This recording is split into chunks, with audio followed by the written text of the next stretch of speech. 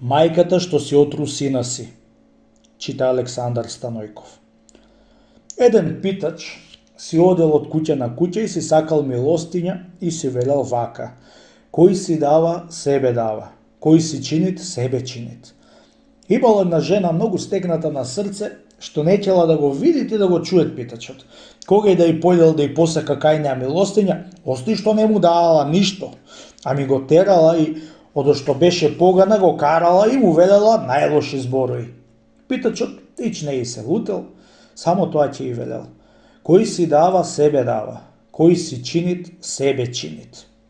И си одел без да и речел друго ништо.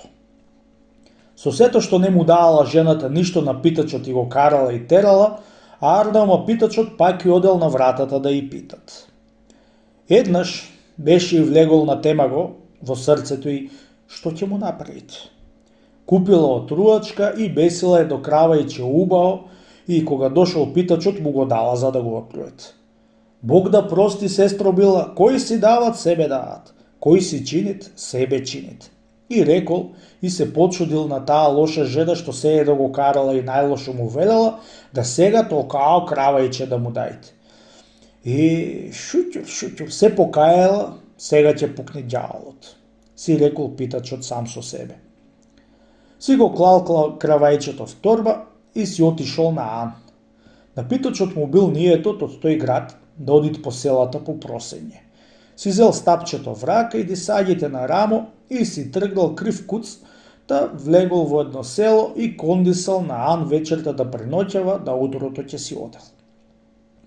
Околу едниот саатот втасало едно момче од 25 години на Анот за да предоќават и тоа тамо. Во тој Ан ретко паѓале патници, чунки селски бил, да анџијата леп не држал чис.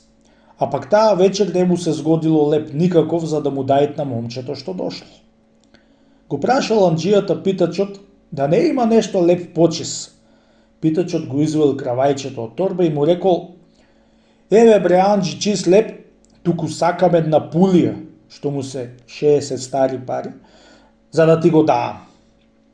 Пулија многу ет, му рекол анџијата, а еден грош ќе ти даам. Со се што се пазареше питачот со анџијата за кравајчето, а пак се надеаше да не го земи, чунки сакаше тој да го изеде.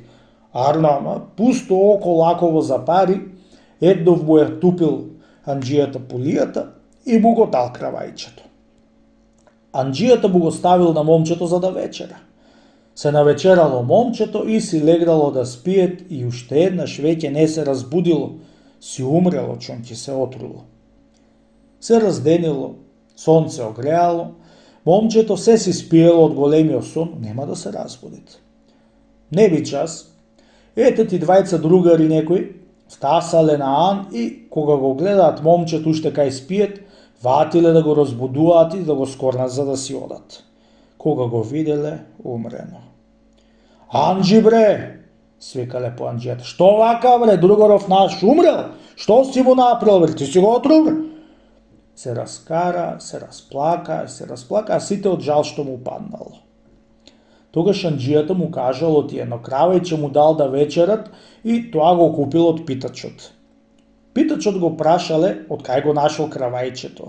Тој му кажал оти една жена вдојца му го дала од тоа мало и од таа куќа за задуша. Го тоариле на конј момчето и со питачот напред го однесле дома му.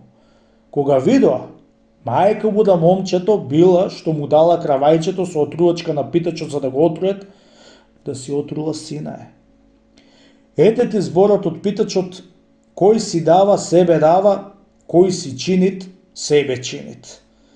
Не копај гроб друѓему, оти сам ќе падниш во него.